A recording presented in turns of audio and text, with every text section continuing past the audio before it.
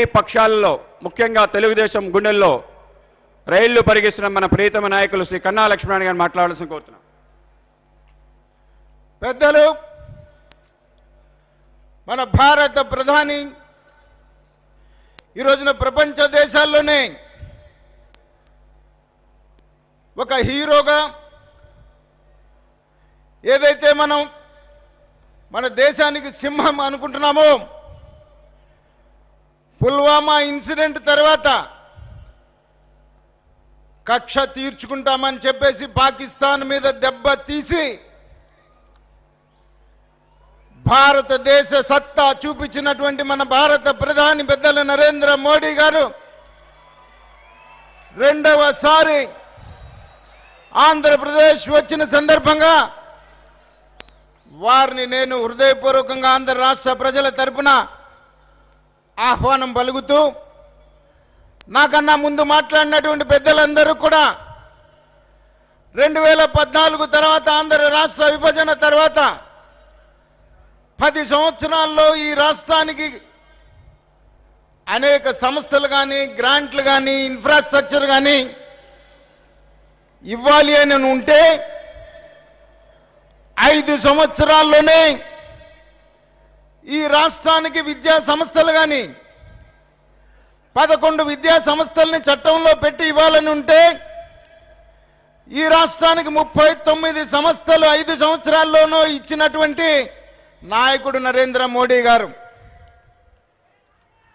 అలాగే ఈ రాష్ట్రానికి ఇవ్వాల్సినటువంటి నిధులు కానీ, ఇన్ఫ్రాస్ట్రక్చర్ కానీ లక్షల కోట్ల రూపాయలు ఈ రాష్ట్రానికి ఇస్తూ ఉంటే వచ్చిన ప్రతి రూపాయి కూడా అవినీతికి పాల్పడుతూ జన్మభూమి కమిటీ సభ్యుడి దగ్గర నుంచి ముఖ్యమంత్రి కుమారుడు దాకా ఈ రాష్ట్రాన్ని దోచుకు తింటూ వాళ్ళ దోపిడీని, అసమర్థతని, అరాచకాన్ని కప్పిపుచ్చుకోవడానికి తనకు సపోర్ట్ చేస్తున్నటువంటి పచ్చ మీడియాతో నరేంద్ర మోడీ గారు ఈ రాష్ట్రానికి అన్యాయం చేస్తున్నారనేటువంటి ఒక దుష్ప్రచారం ఈ రాష్ట్రంలో చేసి, ఆ దుష్ప్రచారం మధ్యలో 2019 ఎన్నికల పబ్బం గడుపుకోవాలని చూస్తున్నటువంటి ముఖ్యమంత్రిని ఆటలు చల్లవు అని చెప్పేసి నేను చెప్తా ఉన్నాను. ఏదైతే నిన్నటిదాకా రైల్వే జోన్ ఇవ్వలేదని చెప్పేటువంటి పెద్దలు ఇవాళ రైల్వే జోన్ ఇస్తే ఆదాయం ఒరిస్సాకి వెళ్తుందట. ఎవరో తెలియని చిన్న కార్యకర్త మాట్లాడితే ఒప్పుకుంటాం, కానీ ఎంతో అనుభవం ఉంది నాకు. 40 సంవత్సరాల అనుభవం ఉన్నటువంటి నాయకుడిని, ఈ దేశంలో నాకన్నా అనుభవం లేనటువంటి వ్యక్తి, అనుభవం కలిగిన వ్యక్తి ఇంకొక లేడని చెప్పేటువంటి ముఖ్యమంత్రి, 14.5 సంవత్సరాలు ముఖ్యమంత్రి చేసినటువంటి వ్యక్తికి రైల్వే ఆదాయం రాష్ట్రాలకు వస్తుందని చెప్పేసి చెప్తా ఉంటే ఇతని అనుభవం ఎంతవరకు మనం ఆలోచించాల్సినటువంటి అవసరం ఉంది. నేను గత 6 మాసాలుగా చెప్తా ఉన్నాను, ఈ రాష్ట్ర ముఖ్యమంత్రి మానసిక వ్యాధితో బాధపడుతూ ఉన్నాడు. మానసిక వ్యాధితో బాధపడుతున్నటువంటి వ్యక్తి ముఖ్యమంత్రిగా పనికొచ్చేటువంటి పరిస్థితి కాదు. మానసిక వ్యాధితో బాధపడుతున్నటువంటి ఇతనికి ఈ రాష్ట్రంలో జరిగినటువంటి దోపిడీ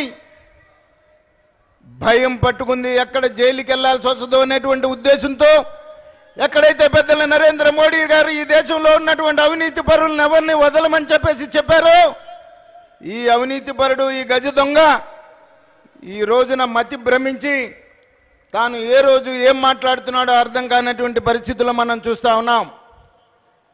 చంద్రబాబు నాయుడు, నేను అడుగుతా ఉన్నా నిన్ను, నీ జిల్లాలో ఉన్నటువంటి కాణిపాకం విఘ్నేశ్వరుడు సాక్షిగా నువ్వు స్పెషల్ ప్యాకేజీకి ఒప్పుకోలేదా? నువ్వు ప్రమాణం చేస్తావా అని ఛాలెంజ్ చేస్తా ఉన్నాను. నీకు దమ్ముంటే నువ్వు ఈ రాష్ట్రానికి స్పెషల్ ప్యాకేజీ నేను ఒప్పుకోలేదని చెప్పేసి నువ్వు చెప్తూ ఉంటే, అదే నిజమైతే నువ్వు కాణిపాకం వినాయకుడు సాక్షిగా నీకు దమ్ముంటే ప్రమాణం చేస్తావా అని చెప్పేసి నేను అడుగుతా ఉన్నాను. నిరంతరం అబద్ధాలతో, మోసాలతో, అవినీతితో నీ చరిత్ర అంతా నీకు కలిసినటువంటి నువ్వు ఈ రోజున నరేంద్ర మోడీ గారిని విమర్శించేటువంటి స్థాయి నీకు ఎక్కడుందని చెప్పేసి నేను అడుగుతా ఉన్నా. ఈ రోజున ప్రపంచ దేశాలన్నీ కూడా నరేంద్ర మోడీ గారిని ఒక హీరోగా చూస్తూ ఉంటే, ప్రపంచ దేశాలన్నీ కూడా తన దౌత్య నీతికి దండం పెడతా ఉంటే, నువ్వు పాకిస్తాన్ ప్రధానమంత్రి మాట్లాడినటువంటి పలుకుల్ని నీ నోటి ద్వారా నువ్వు పలుకుతావు. నువ్వు పలికినటువంటి పలుకుల్ని ఈ రోజున పాకిస్తాన్ పార్లమెంట్లో నువ్వు మాట్లాడినటువంటి మాటల్ని పాకిస్తాన్లో ట్రెండ్ చేసేటువంటి పరిస్థితికి వస్తే ఈ రాష్ట్రంలో ఉన్నటువంటి ఇతను దేశద్రోహ నేరం కింద పరిగణింపబడడా అని చెప్పేసి నేను అడుగుతా ఉన్నా. ఇటువంటి వ్యక్తి ఈ రాష్ట్రానికి